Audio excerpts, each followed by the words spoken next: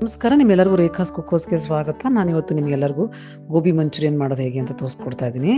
ನಿಮಗೆ ಬಹುಶಃ ಎಲ್ಲರಿಗೂ ಗೋಬಿ ಮಂಚೂರಿಯನ್ ಮಾಡೋದು ಹೇಗೆ ಅಂತ ಜನರಲಿ ಗೊತ್ತೇ ಇರುತ್ತೆ.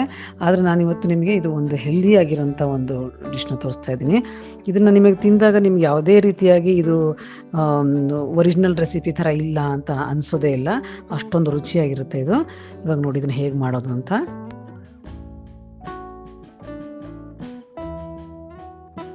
ಈ ಒಂದು ಬೌಲಲ್ಲಿ ನಾನು 1/3 ಭಾಗದಷ್ಟು ನಾನು ಜೋಳದ ಹಿಟ್ಟನ್ನು ತೊಗೊಂಡಿದ್ದೀನಿ. 1/3 ಭಾಗ ಅಂದರೆ ಕಾಲು ಭಾಗಕ್ಕಿಂತ 1-2 ಸ್ಪೂನ್ ಜಾಸ್ತಿ. ಅದಾದ ನಂತರ ನಾನು ಇದು ಕೆಂಪು ಅಕ್ಕಿಯ ಹಿಟ್ಟನ್ನು ತೊಗೊಂಡಿದ್ದೀನಿ 3 ಸ್ಪೂನು. ನಾನು ಅದು ಮನೆಯಲ್ಲೇ ಮಾಡ್ಕೊಂಡಿದ್ದೀನಿ. ನೀವು ಬಿಳಿ ಅಕ್ಕಿ ಹಿಟ್ಟಿನ ಕೂಡ ಉಪಯೋಗಿಸ್ಕೋಬೋದು ಅದ್ರ ಬದಲಿ. ಈಗ ನಾನು ಹಾಕ್ತಾ ಇರೋದು ಆರೋ ರೂಟ್ ಪೌಡರು. ಇದು ಕಾರ್ನ್ಫ್ಲೋರ್ಗಿಂತ ಒಂದು ಹೆಲ್ದಿ ಆಪ್ಷನ್ ಅಂತ ತೊಗೊಂಡಿದ್ದೀನಿ. ನಿಮ್ಗೆ ಬೇಕಾದ್ರೆ ಕಾರ್ನ್ಫ್ಲೋರ್ ಹಾಕ್ಕೊಳ್ಳಿ. ಇದಾದ ನಂತರ ನಾನು ರುಚಿಗೆ ಎಷ್ಟು ಬೇಕಷ್ಟು ಉಪ್ಪನ್ನು ಹಾಕ್ಕೋತಾ ಇದ್ದೀನಿ. ಆಮೇಲೆ ಖಾರದ ಪುಡಿ ಎಷ್ಟು ಬೇಕಷ್ಟು ಹಾಕ್ಕೊಳ್ತಾ ಇದ್ದೀನಿ. ಇದನ್ನೆಲ್ಲ ಹಾಕ್ಕೊಂಡ್ಬಿಟ್ಟು ನಾನು ಇದರ ನಂತರ ಶುಂಠಿ ಬೆಳ್ಳುಳ್ಳಿ ಪೇಸ್ಟ್ನ 1 ಸ್ಪೂನ್ ಹಾಕ್ಕೊಳ್ಳೋಣಂತೆ. ಇದನ್ನ ಹಾಕ್ಕೊಂಡು ನೀರು ಹಾಕ್ಕೊಂಡು ಈಗ ಕಲಿಸ್ಕೋಬೇಕು.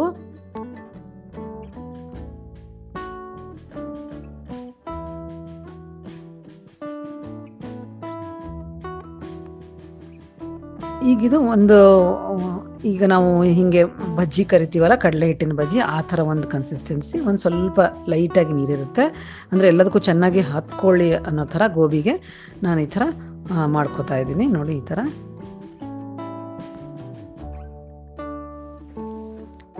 ಈಗ ನಾನು ಒಂದು ಮೀಡಿಯಮ್ ಸೈಜಿಂದ ಒಂದು ಕಾಲಿಫ್ಲವರ್ನ ತೊಗೊಂಡಿದ್ದೀನಿ, ಅಥವಾ ಹೂಕೋಸನ್ನ ತೊಗೊಂಡಿದ್ದೀನಿ.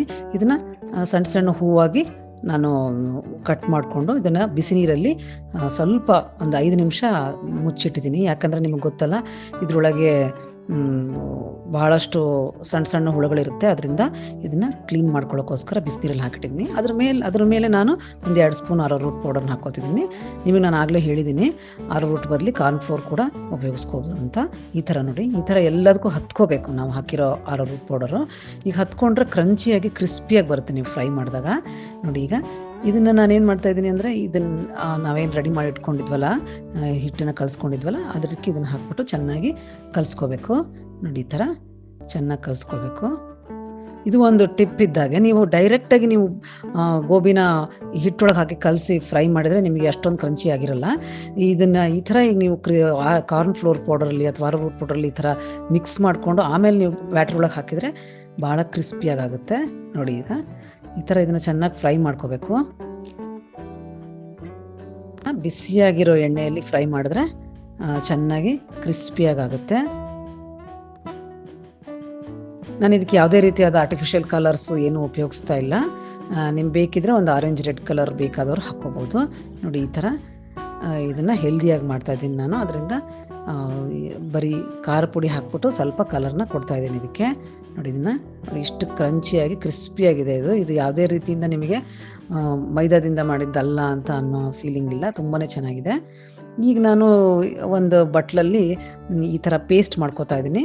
2 ಸ್ಪೂನು ಆರೋ ರೂಟ್ ಪೌಡರ್ ಹಾಕ್ಕೊಂಡಿದ್ದೀನಿ, ದೊಡ್ಡ ಸ್ಪೂನು. ಅದಕ್ಕೆ ಒಂದು 4 ಸ್ಪೂನಷ್ಟು ನೀರು ಹಾಕ್ಕೊಂಡು ಈ ಥರ ರೆಡಿ ಮಾಡಿ ಇಟ್ಕೋತಾ ಇದ್ದೀನಿ.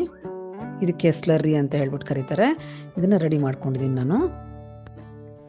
ಈಗ ನಾನು ಒಂದು ಬಾಣಲೆಯಲ್ಲಿ ಒಂದು ದೊಡ್ಡ ಟೇಬಲ್ ಸ್ಪೂನಷ್ಟು ಎಣ್ಣೆ ಹಾಕ್ಕೊಂಡಿದ್ದೀನಿ. ಹಾಕ್ಕೊಂಡು ಅದಕ್ಕೆ ನಾನು ಶುಂಠಿನ ಸಣ್ಣದಾಗಿ ಹೆಚ್ಕೊಳ್ಳಿ ಅಥವಾ ಜಜ್ಕೊಂಡು ಹಾಕ್ಬೋದು. ಅದಾದ ನಂತರ ಅದೇ ಥರ ಒಂದು ದೊಡ್ಡ 2 ಸ್ಪೂನಷ್ಟು 1 ಸ್ಪೂನಷ್ಟು ನಾನು ಬೆಳ್ಳುಳ್ಳಿ ಕೂಡ ಹಾಕ್ಕೊಂಡಿದ್ದೀನಿ.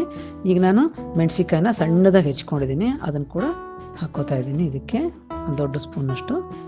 ನೋಡಿ, ಈ ಥರ ಸ್ವಲ್ಪ ಈ ಥರ ಫ್ರೈ ಮಾಡ್ಕೋಬೇಕು ಒಂದು 10-15 ಸೆಕೆಂಡು. ಅದಾದ ನಂತರ ನಾನು ಈರುಳ್ಳಿನ ಸಣ್ಣದಾಗಿ ಹೆಚ್ಚಿದ್ದನ್ನು ಇದಕ್ಕೆ ಹಾಕ್ತಾ ಇದ್ದೀನಿ. ಒಂದು ಮೀಡಿಯಮ್ ಸೈಜ್ ಈರುಳ್ಳಿ ಹಾಕಿದರೆ ಸಾಕು. ಇದಾದ ನಂತರ ನಾನು ಕ್ಯಾಪ್ಸಿಕಮ್ ಹಾಕ್ತಾ ಇದ್ದೀನಿ. ಒಂದು ಸಣ್ಣ ಕ್ಯಾಪ್ಸಿಕಮ್ಮು ಈ ಥರ ಸ್ಲೈಸ್ ಮಾಡ್ಕೊಂಡಿದ್ದೀನಿ. ಈ ಗೋಬಿ ಮಂಚೂರಿಯನ್ ಜೊತೆಗೆ ಚೆನ್ನಾಗಿರುತ್ತೆ ಅಂತ ಹಾಕ್ತಾ ಇದ್ದೀನಿ. ಅದ್ರ ಜೊತೆಗೆ ಒಂದು ದೊಡ್ಡ ಟೇಬಲ್ ಸ್ಪೂನಷ್ಟು ಸೋಯಾ ಸಾಸ್ ಹಾಕ್ತಾಯಿದ್ದೀನಿ. ಆಮೇಲೆ ಟೊಮೆಟೊ ಸಾಸ್ನ 1-2 ದೊಡ್ಡ ಸ್ಪೂನ್ ಹಾಕ್ತಾಯಿದ್ದೀನಿ. ಈಗ ಇದನ್ನು ಫ್ರೈ ಮಾಡಿಕೊಂಡು 1-2 ನಿಮಿಷ. ಅದಾದ ನಂತರ ನಾನು ರೆಡಿ ಮಾಡಿ ಇಟ್ಕೊಂಡಿದ್ದೀನಲ್ಲ ಆರೋ ರೂಟ್ ಪೌಡರ್ ಮತ್ತು ಅದನ್ನು ನೀರು ಹಾಕ್ಬಿಟ್ಟು ಅದನ್ನು ಇದಕ್ಕೆ ಹಾಕ್ತಾಯಿದ್ದೀನಿ. ಒಂದು ಸ್ವಲ್ಪ ಈ ಥರ ನೀರು ಕಲಿಸ್ಕೊಂಡು ಹಾಕ್ಕೋಬೋದು. ಆಮೇಲೆ ಇದಕ್ಕೆ ನಿಮ್ಮ ಕನ್ಸಿಸ್ಟೆನ್ಸಿ ಬೇಕಾದಷ್ಟು ಸ್ವಲ್ಪ ನೀರನ್ನ ಹಾಕ್ಕೋಬೋದು. ಆಮೇಲೆ ಸ್ವಲ್ಪ ಹೊತ್ತು ಇದು ಕುದ್ರೆ ಒಂದು ಶೈನಿಂಗ್ ಬರುತ್ತೆ. ಇದು ಕಾರ್ನ್ಫ್ಲೋರ್ ಅಥವಾ ಆರೋ ರೂಟ್ ಪೌಡರ್ ಏನೇ ಹಾಕಿದ್ರೂ ಒಂದು ಶೈನಿಂಗ್ ಬರುತ್ತೆ. ನೋಡಿ, ಈ ಥರ ನೀವು ಈ ಥರ ರೆಡಿ ಮಾಡ್ಕೋಬೋದು. ನಿಮಗೆ ಕನ್ಸಿಸ್ಟೆನ್ಸಿ ಯಾವ ಥರ ಬೇಕಾದ್ರೆ ಹಾಗೆ ನೀರನ್ನ ಅಡ್ಜಸ್ಟ್ ಮಾಡ್ಕೋಬೋದು. ಈಗ ನಾನು ಫ್ರೆಶ್ ಆಗಿರೋ ಕೊತ್ತಂಬರಿನ ಹೆಚ್ಕೊಂಡಿರೋದನ್ನ ಹಾಕ್ತಾಯಿದ್ದೀನಿ, 1-2 ದೊಡ್ಡ ಸ್ಪೂನು. ಇದಾದ ನಂತರ ವಿನೆಗರ್ ಹಾಕ್ತಾಯಿದ್ದೀನಿ, ಒಂದು ಸ್ವಲ್ಪ ಹುಳಿ ಕೊಡುತ್ತೆ ಇದು, ಅದಕ್ಕೆ 1 ಸ್ಪೂನ್ ಹಾಕ್ತಾಯಿದ್ದೀನಿ. ಇದಕ್ಕೆ ನಾನು ಕಾಳು ಮೆಣಸು ಪುಡಿ ಹಾಕಿದ್ದೀನಿ 1 ಸ್ಪೂನಷ್ಟು. ನಿಮಗೆ ಬೇಕಿದ್ರೆ ಚಿಲ್ಲಿ ಸಾಸ್ ಹಾಕ್ಕೋಬೋದು. ನಾನು ಇಲ್ಲಿ ಚಿಲ್ಲಿ ಸಾಸ್ ಹಾಕಿಲ್ಲ, ಅದ್ರ ಬದಲು ಕಾಳು ಮೆಣಸನ್ನ ಹಾಕಿದ್ದೀನಿ, ಇದ್ರದ್ದು ಟೇಸ್ಟ್ ಚೆನ್ನಾಗಿರುತ್ತೆ ಅಂತ. ಆಮೇಲೆ ನಾನು ಆಗಲೇ ಮೆಣಸಿಕಾಯಿನೂ ಹಾಕಿರೋದ್ರಿಂದ ಇದು ಬೇಕಾದಷ್ಟು ಖಾರನೂ ಇರುತ್ತೆ. ನಿಮಗೆ ಖಾರ ಎಷ್ಟು ಬೇಕಷ್ಟು ನೀವು ಚೇಂಜ್ ಮಾಡ್ಕೋಬೋದು ಅದ್ರ ತಕ್ಕಂಗೆ. ನಾನು ಇವಾಗ ಫ್ರೈ ಮಾಡಿ ಇಟ್ಕೊಂಡಿದ್ದೀನಲ್ಲ ಆ ಗೋಬಿನ ಅದನ್ನು ಇದ್ರೊಳಗೆ ಹಾಕ್ಕೋತಾ ಇದ್ದೀನಿ.